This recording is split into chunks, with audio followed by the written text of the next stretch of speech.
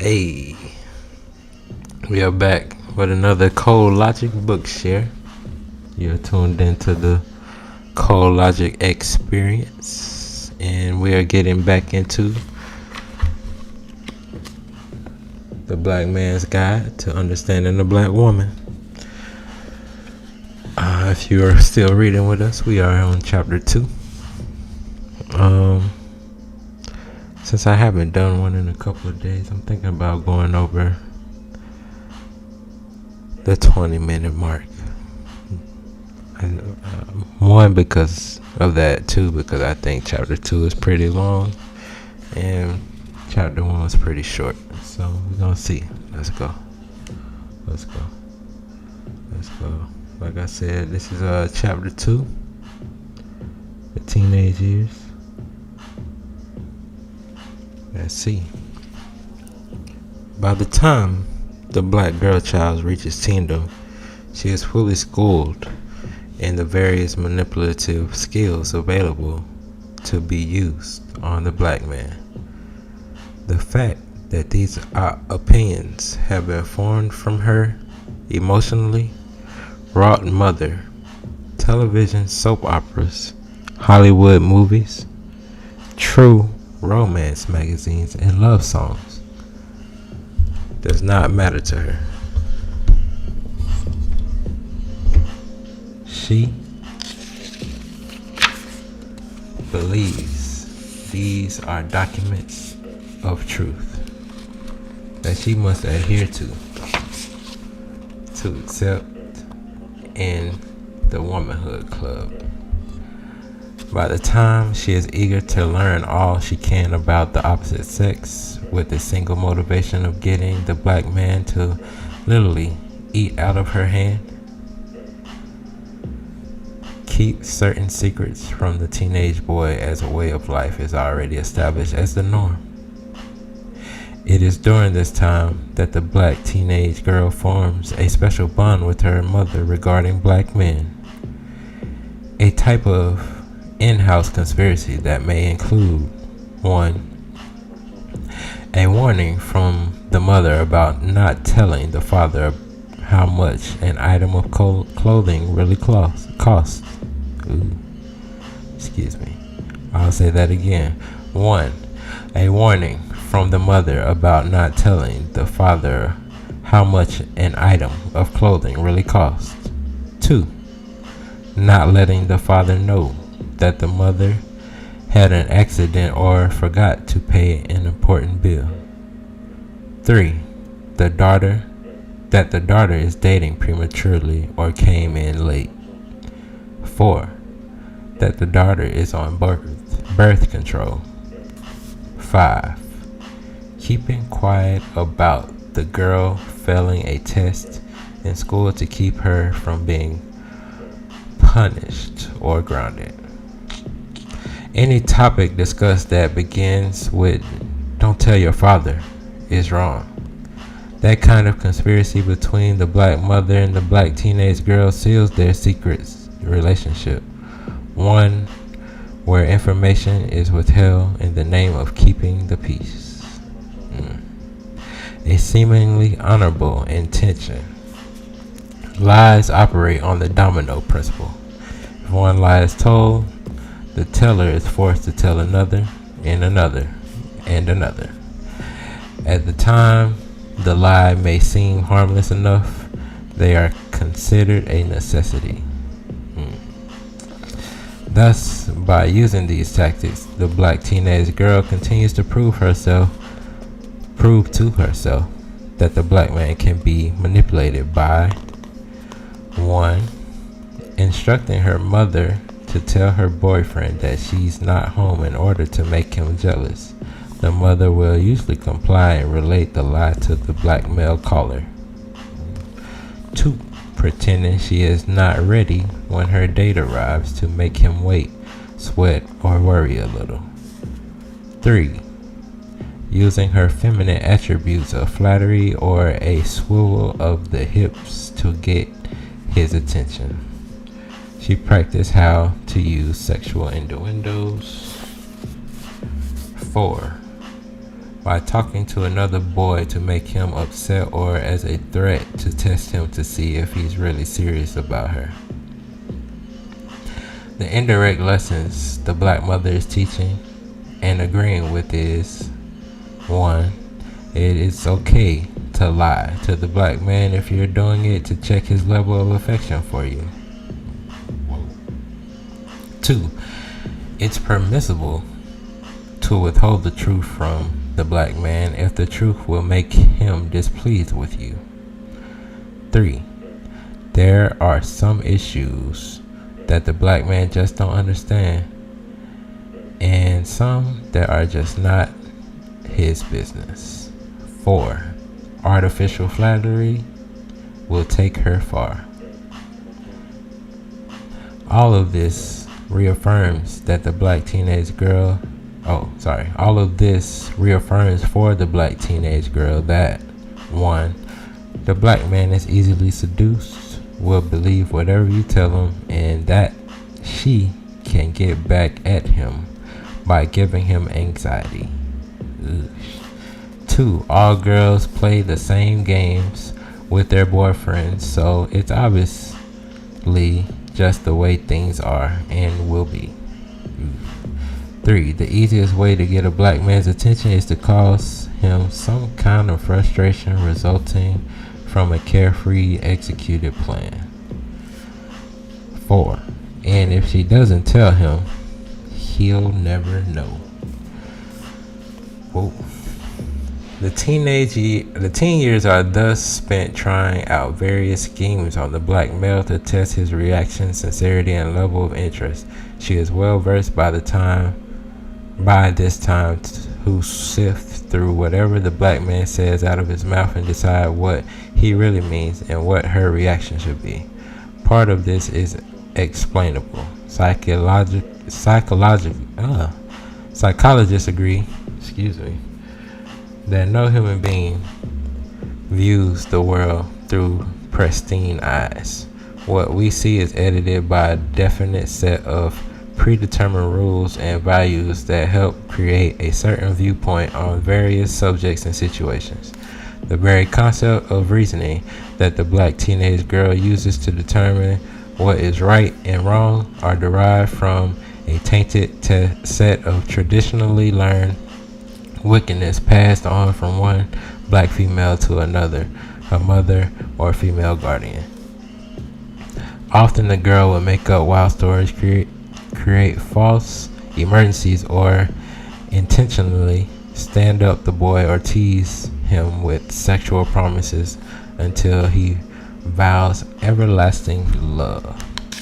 She may also demand expensive gifts or costly outings. To have the black man crawling at her feet, worshiping her eternally, is worth any and everything to her. Plus, she confirms that he definitely should pay for the privilege of her company. That means the means are always justified by the hoped for and predictable end. She gets the black boy in the spot where she wants him to be. She does not know that she is learning to whore. Ooh. Up to and during teendom, the black mother in rearing the black daughter must explain sex to her and get her ready to meet the world, what she realizes will evolve in some way around the opposite sex, the black man. Her advice, whether accepted or not, is given from her personal point of view and is a result of her own experiences with the black man. The same advice she herself took and used throughout the lifetime of the black girl. She passes on her instructions after she explains the anatomy part may go something like this. 1. Get a good education so you can get a good job and take care of yourself so you won't have to count on no man. Make your own money so you can be your own boss. 2. You know you can't trust them, so be careful. 3. All men want is to get in your panties. 4. Play the field for a while, find out what you want. 5. Don't just believe what he tells you, check him out. 6.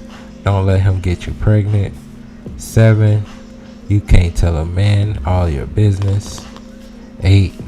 Don't spend your own money, make him pay for it. 9. Make him do something for you. Don't spend all your time with him for nothing. 10. Get with one who's got the most money. And the rules go on and on. I call them rules because while girls are often rebellious during this stage, when it comes to setting their own standards regarding whom they will date, they still hear the negative implications of the above instructions and apply them wherever they choose. This kind of teaching means 1. Test his feelings any way you can. 2. Sex is the only motivation the black man has. 3. Sex is a weapon, use it to get what you want. 4. You can't trust what he tells you. 5. He owes you something material or financial if you go out with him. 6. Be promiscuous, it's a prerequisite to settling down. The mother is compelled, the black daughter is compelled by nature to follow without reason the example of the black mother throughout her life, which is called instinct. They do as the mother did. By her example, the teachings, the character of the black girl is stamped with the characteristics of the black mother. Everyone is largely what the mother makes. The moral precepts that the black teenage girl adopts are not her own. They are split between what she learned from her mother and what society preaches. Excuse me.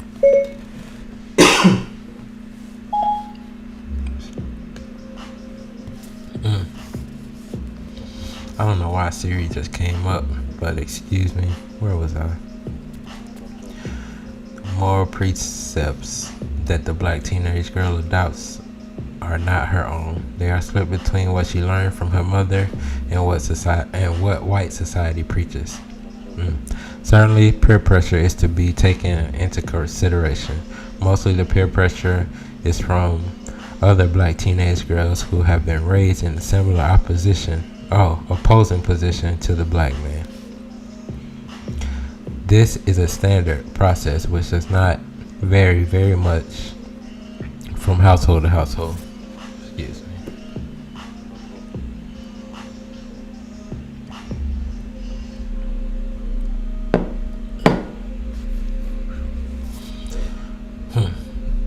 The homemaking skills that the teenage girl picks up from her mother may be adequate, cooking, cleaning, laundry, and shopping, or she may be brought up in an ultra-modern setting where it is thought to be cute for a girl not to know how to cook or keep house.